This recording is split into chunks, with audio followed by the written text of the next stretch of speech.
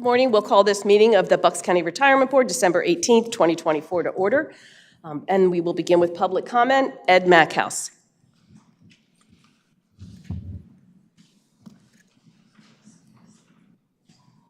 Ed Mackhouse, Buckingham, former government employee, scientist, engineer. I'd like to talk about that we're making progress, that we have President Trump in there, and he's working to increase our energy production.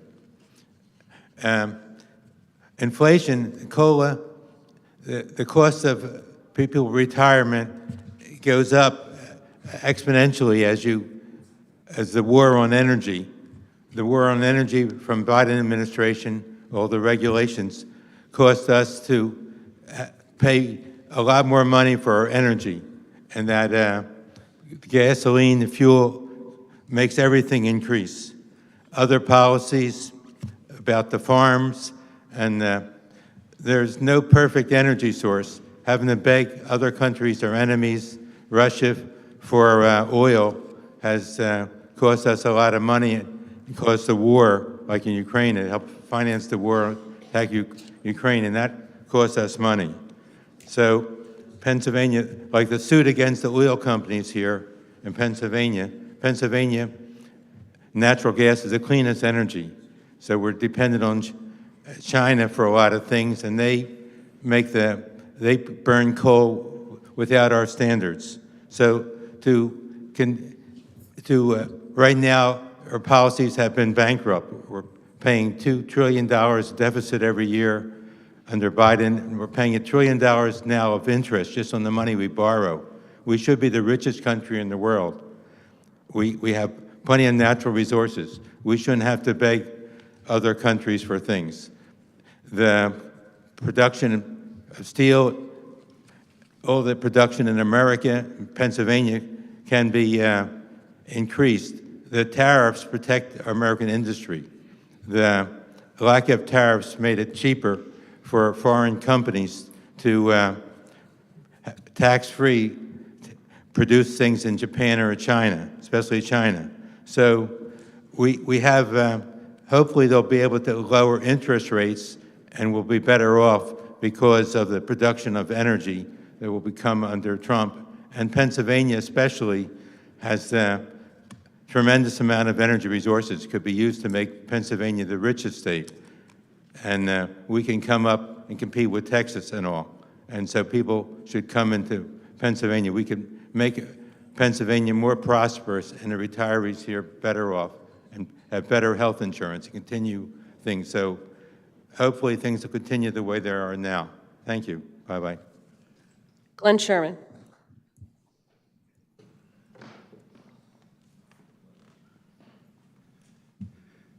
Always have to follow that tough act to bring us back from an alternative reality to the reality of here and now.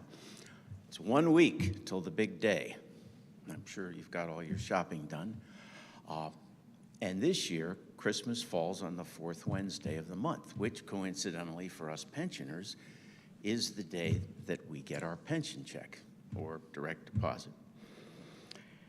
And also, right around this time is when the letter gets sent out telling us, no, you're not going to get another cost of living increase, or yes, you will.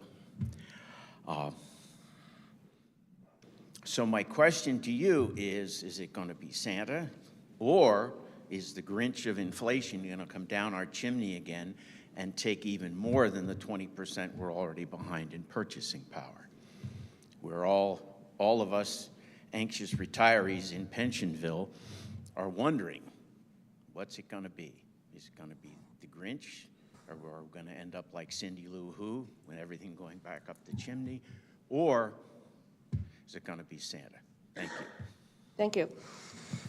Is there a motion to accept the minutes of the November 20th, 2024 Retirement Board meeting? So moved. Is there a second? I'll second that. All in favor? Aye. Opposed? Secretary's report for November. Thank you, Commissioner. Attached to your board packet are the Bucks County Employees Retirement System transactions for the month of November 2024. The total amount of contributions received from members in November was $1,506,731. The total amount of member contributions refunded in November was $126,518, representing 16 former county employees. The total amount of monthly pension benefits issued in November was $4,888,794, representing 1,969 retirees. The following people retired in November of 2024. Karen Brady from the Tax Claim Bureau with a length of service of 14 years, 5 months, and 29 days. Diane Jackman from the District Attorney's Office with a length of service of 24 years, 8 months, and 13 days. Joseph Johnson from the Main Jail with a length of service of 34 years, 7 months, and 15 days. And Maureen Lowe from Children and Youth with a length of service of 18 years, 6 months, and 24 days. The total amount of death benefit payments issued in November was $10,671.20, representing 1 deceased employee. Also attached to your board packet is the Bucks County Employees Retirement Fund Investment Accounts Reconciliation for the month ended November 30th, 2024, with a market value of $1,023,313,129.27. The market value as of yesterday was $1,018,201,082.42. Are there any questions for the secretary? Is there a motion to approve the report? So moved. Is there a second? Second. All in favor? Aye. We also have a request to purchase part-time county service from Ketty Etienne Tart from the nursing department. She's looking to purchase her part-time service from August 15th, 2015 through November 25th, 2016 at a cost of $2,668.69. And from March 16th, 2021 through August 27th, 2021, at a cost of $1,504.21. The total cost of both purchases is $4,172.90. If approved, she plans to complete her purchase through additional retirement contributions of $100 each pay until the total cost of $4,172.90 is recovered. I'll make a motion to approve Ms. Tart's request. Is there a second? Second. All in favor? Aye. Aye. Just want to take a moment here to correct part of the agenda or to let you know we are taking off number 10. So that is not on the agenda for today. So on to number 6, the approval of the county's actuarial determined contribution for the year 2024. Schedule F determines that the certified actuarial determined contribution of $13,699,377 for making solvent the 2024 budget, which basically means that we have to put $13.6 million from the budget into the retirement so you'll get a check. And if we didn't do that, you wouldn't get a check. So that's a significant sum of money that we have to put towards making sure that you and all future pensioners have a pension. Any comments or other questions from board members? Is there a motion to approve? So moved. Second. All in favor? Aye. Okay. Approval of the interest rate for the year 2025. And I had that here a second ago. Per Act 96 of 1971, Purdon 16, Section 11-656, the board may, by January 31st of each year, determine the rate of regular interest to be allowed member contribution accounts for the calendar year. Such rate of regular interest not to be less than 4% and not to be more than 5.5% per year. We are at 4% right now. Is there a motion for this year? I'll move to approve the interest rate recommendation of 4%. Is there a second? Second. All in favor? Aye. Aye. Thank you. Approval of the meeting dates for 2025. That should be in front of you or in the packet. Anybody need it? Is there a motion to approve the meeting dates? So moved. Is there a second?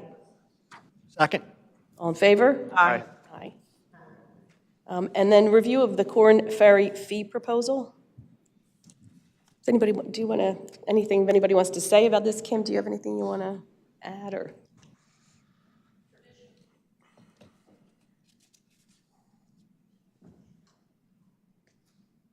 Corn Ferry has proposed an increase in their fee for the year of 3%.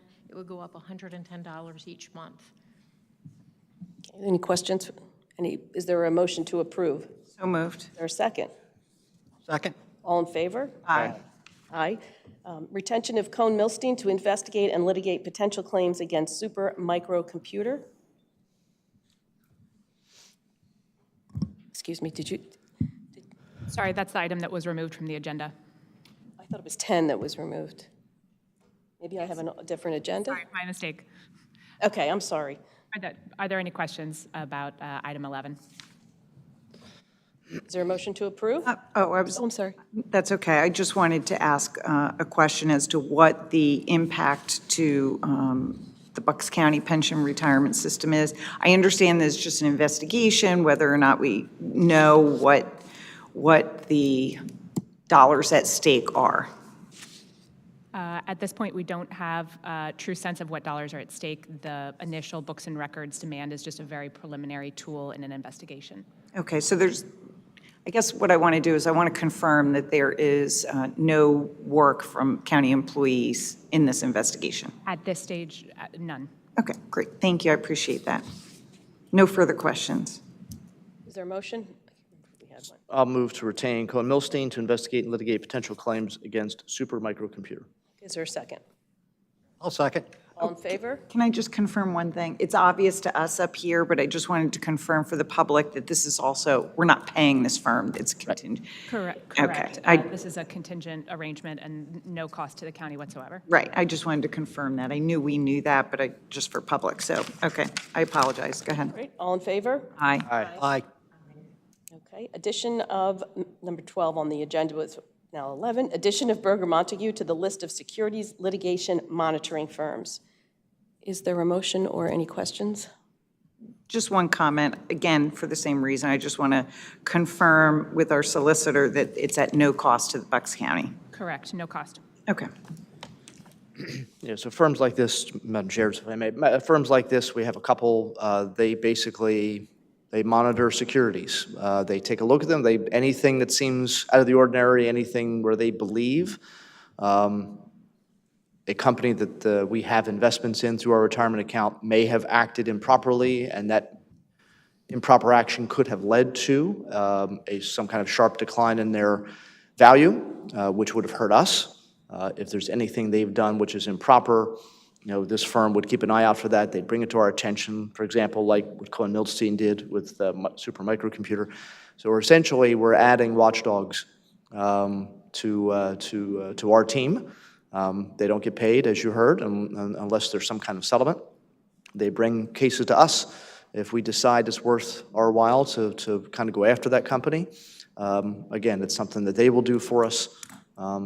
Clearly, their interest is in if there is some kind of a settlement, they do get a part of that settlement, but we also are made whole in terms of any damage that was done to our retirement fund. But I'll make a motion to add Berger Montague to the list of securities litigation monitoring firms. Is there a second? I'll second. All in favor? Aye. Next, we have an actuarial presentation by Corn Ferry, and I'm pleased that Dave Reichert is here to do this. Let me just say briefly beforehand that this should help give some light and understanding of how much an increase to the pension plan would cost to the taxpayers of Bucks County. And sometimes it's hard to figure out that whole actuarial thing, so we're hoping that you might be able to make it clear for us. Well, good morning, and thank you for allowing me to present today.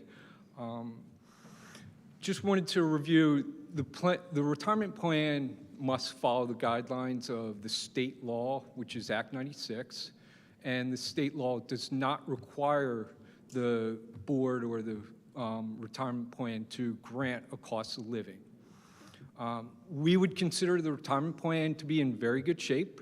The county has consistently contributed the contribution, the annual contribution, whether that's the ARC or the ADC. You know, the terminology has changed over the years, but it is in very good shape. The goals of retirement plan is to be 100% funded. Your plan is not 100% funded. It is funded as of the last valuation at 91.1%, which is a very good rate, but it is not 100% funded. To make up that shortfall, which is about $95 million, you do need to make annual contributions.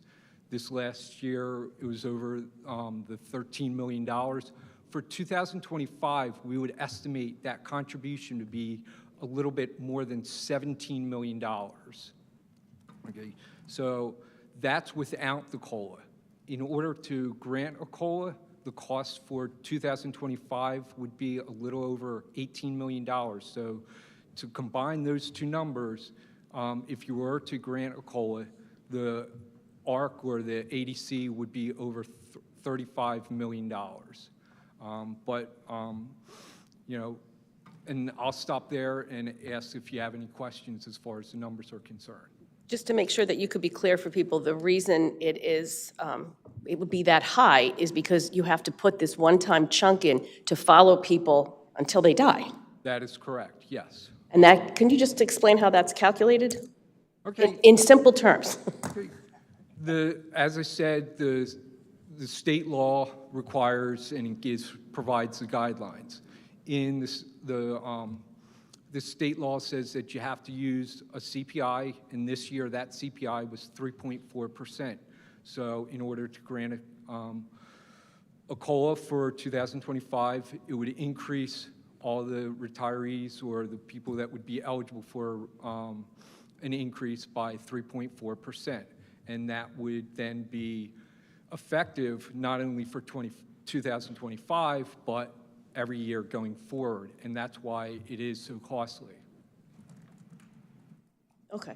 Can let other board members ask some questions. I don't know who might know this, but if we were to do that, can you tell us the average pensioner, how much of a monthly increase that would actually be? No. Anybody have a I don't know what the average. I mean, I don't know that it's for $15 million when you break it down, it ends up being. I do know total-wise annually you pay about $60 million in pensioners, and to increase that's going to be about $2 million each year, but then you have to do it for the rest of everybody's life, and we would project, the average pensioner is going to live over 20 years, so that's why it's so expensive. 20 times, that much. Right. So, and maybe this is for Mr. Bascola, if not you, but just briefly, in the past, the county, and I was there, but I don't, it's not recommended, they borrowed into future years on this, right? So that we're still paying off a COLA from the past. Correct. And the reason why, and that's the reason why we would recommend that the COLA be funded over 1 year, is that you are still paying a COLA from 2018, and until that's paid off, that it doesn't, from actuarial standards, we wouldn't recommend that you would go out more than 1 year to pay off that COLA for 2025. Okay. And then, did you have questions? No, you asked the question I was going to ask. I just wanted to, I know the answer, but I just to further dumb things down, if you will, just to, make it clear. So we're talking about two different things. We're talking about the ARC, and then we're also talking about the COLA, and that's where we get that $35 million contribution to the pension. In talking about the ARC, because it's increased so much this year, I think you mentioned it was over $17 million for 2025. This year I think it was just under $14 million, or $13.6 million. So in your notes, and I just want to make this clear and clarify with you, if you could confirm it. So the ARC is directly related to the compensation of our employees. So an increase in compensation results in an increase to the ARC, right? That is correct, yes. Okay. Thank you. Are there any other questions? All right, thank you very much. All I right, thank appreciate you. that. I think that makes some sense for everybody. Review of the fixed income recommended by PFM. I know who I'm turning to for that. Anybody? Kim, did you want to just give us a? So at the last board meeting, the November meeting, there was a memorandum from John Spagnola at PFM about Birch Run intermediate fixed income and other fixed income changes. At that meeting, the board approved items number 1 and number 2, which were to implement the Birch Run strategy and terminate one of our prior fixed income money managers. There were also 9 other items on that memo from Spagnola, and the board decided at that time they voted to put that off into discussion at a future meeting. So we included it on the agenda at a future meeting. Thank you. So, and it's my understanding that we have all been made aware that it is the recommendation of our financial advisors that we do this, and that it's really important that we make this decision today. Yeah, that is my understanding. I think just in terms of what we're doing, and I think for anybody who's ever done any kind of investing, your 401k, or for me, because I was a teacher, it was a 403b. I know when I started out with a 403b when I was in my 20s, you know, the recommendation was put 80% of your money in stocks, 20% in bonds. And that number was supposed to change as you got older, you know, like how I am now. I'm not supposed to still be 80-20, you know. Eventually, I think it's supposed to be 80-20 the other way, but you do that balancing, and you know, you take a look at what your fund is every year or so. You decide, okay, should it be higher here, lower here, and that's really what our the recommendation is from our advisor, which is that we have certain targets in these different funds we have: domestic equity, international equity, you know, fixed income, et cetera. And over the course of the year, because different investments act differently, you know, our pots are a little bit unbalanced at the time. Right now. So his recommendation is to try and get them balanced to where our targets are. And it's, you know, we've done this before. I think it's pretty routine. You know, I understand the concern. You know, we are looking at, you know, potentially, we have a RFP out to potentially change financial advisors. That's not a decision we expect to make, I don't think anyway, in the next month or so. And while we do have this advisor who's been here for a long time, is pretty trusted, it makes sense to me that we follow that recommendation. If we get another advisor at some point, that they're likely going to come in and, you know, have recommendations. But if we've chosen that new firm, if we go with a new firm, it's for reasons, because we like their approach, we trust them, and so we would make changes at that time. But my feeling is that you know, we should just follow that recommendation of the advisor and make the changes that were presented to us a few months ago, just to rebalance everything. Any other questions or comments? I have a comment. I agree with Commissioner Harvey that we need to trust our financial advisor. Our financial advisor is the expert. We're not experts. We do make the final decision as a board. We all have a fiduciary duty to our pensioners and to our current employees to protect the pension fund. Last meeting, this board voted 5-0 to hold off on items 3 through 9 because we are currently evaluating responses to an RFP for a financial advisor. At that time, nothing was urgent. I've recently learned that our financial advisor met with one board member and communicated certain, you know, all of a sudden this urgency to move tens of millions of dollars. I was not made aware of it. Our financial advisor's supposed concerns. I would like to know why our financial advisor met solely with Commissioner Bob Harvey, and why, if our financial advisor does have concerns over a timing concern over moving this money, why our financial advisor did not communicate that to the entire board and chose instead to communicate it with one board member only, who, by the way, is not even the chair of this retirement board. So I agree that we need to trust our financial advisor. And unfortunately, through these actions, there's a great appearance of impropriety. Moreover, one of the changes that he is recommending is moving $20 million to a fund that he manages, or PFM manages. And now there's an urgency to move $20 million to a fund that PFM manages, while there's an outstanding RFP for financial advisors. And it's not a stellar, it hasn't been doing stellar. Our domestic equities has been doing significantly better. You know, this is a time where, you know, the COLA would result, if the commissioners had the money to give a COLA, I'm sure they would do that, but they don't have the budget, is my understanding. But that COLA is very high. We are not fully funded at 91.1%. And my question is, why is there a sudden rush to do this? And I just think it raises more red flags when there's a meeting with one board member who's not the chair of this board, and when it's not communicated to the entire board that moving this money now must be done now rather than in a month from now, 2 months from now. Again, I just have serious concerns, raises a lot of red flags with me. Any other, Commissioner Harvey? Sure. I spoke with the advisor yesterday, and the reason for, can you guys hear me okay? Yes.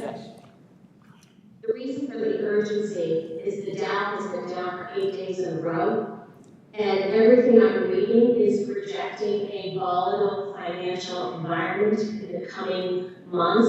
It's always the case when there's a new administration coming in. So that's the reason for the urgency and even with the RFP process, we're looking at probably, if I'm honest, a conservative 6 months before new financial advisor is in place. And that's 6 months, that's going to put us in a very vulnerable financial position. So that's the reason for the urgency. The other thing I asked about, because I was looking into the PFM CCM fund that we're looking to put the 20 million in, that's divided into 2 buckets. One is the corporate sleeve, and one is the ESG sleeve, which actually represents about 35% of affordable housing right here in Bucks County. And I agree with Commissioner Harvey that, you know, we've had PFM in place for decades. The only reason that I even brought up to put it out there is solely for good business practices. No, we're not unhappy with PFM at all. So I would really question us questioning his advice for this time, where we have a fund that's out of balance, and we're heading into a volatile market. So that's kind of where I am on that. That's the reason for the urgency, is the Dow is showing that people are selling. Commissioner Harvey, thank you. Yeah, thank you. Just echo some of the points that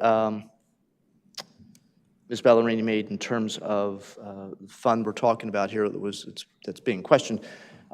Yes, some of the funds do go into affordable housing. About half of that money goes into affordable housing here in Bucks County. The other half is affordable housing projects throughout southeastern Pennsylvania and some in Allegheny and Westmoreland County. In terms of the, you mentioned, or you heard Ms. Ballerini talk about corporate funds or corporate stocks in the same fund, and I just think it's important to note some of the companies that are in this fund that was being discussed. AutoZone, Lowe's, Hewlett-Packard, Cisco, IBM, Oracle, Harley-Davidson, Salesforce, Intel, Truist Financial, Target, Verizon, American Express, Daimler Finance, as in Daimler-Benz, parent company Mercedes, Waste Management, Honda, Honeywell, JP Morgan, Kimberly-Clark, Volkswagen, Citigroup, McDonald's, Royal Bank of Canada, Nestle, Keurig, everybody loves a Keurig, right? Morgan Stanley, Ford Motor Company, Comcast, Bristol-Myers Squibb, Capital One, Discover. So, certainly some the bluest of blue chips in a lot of ways. As for why Mr. Spagnola reached out to me, he reached out to me and asked to meet. I can't answer you why he didn't reach out to other members. I'm a member of this board. I'm allowed to meet with the financial advisor if he asked me to get together. But as Ms. Ballerini said, he does have concerns about the stability of the market, and felt that this was something that, that should take place. And when he told me that, I asked him to communicate with Ms. Duran and, let her know, and I would reach out to her as well. So, thank you. I believe, if I'm not wrong, you were reached out to Kim Duran, right? Mr. Spagnola has. Yes, he reached out to me and asked me to put it on the. Okay, so I'm pretty sure that he assumed that you were going to speak to the controller. So is there a motion on, Excuse me, I would just like to add, I believe he spoke with Deputy Controller yesterday. I think this starts back in November, doesn't it, when he first He reached out? sent me the original memo back in November, Right. checked to make, or October. October. Made sure that it was put on the agenda. After the decision last month, I talked to him and said that part of it was tabled, the 2 items moved forward. We've moved forward with the Birch Run. And then he reached back out to me on Monday, I believe it was, to see if it was on agenda again. And then reached out to me yesterday. Thank you. Is there a motion to, Madam Chair, I'll make a motion to follow the advice of our advisor in terms of rebalancing the fixed income, make the fixed income changes recommended by PFM. is there a second? I'll second that. All in favor? Aye. Aye. Opposed? Opposed. Okay. Any other matters to come before the board? Is there a motion to adjourn? So moved. Second. All in favor? Aye.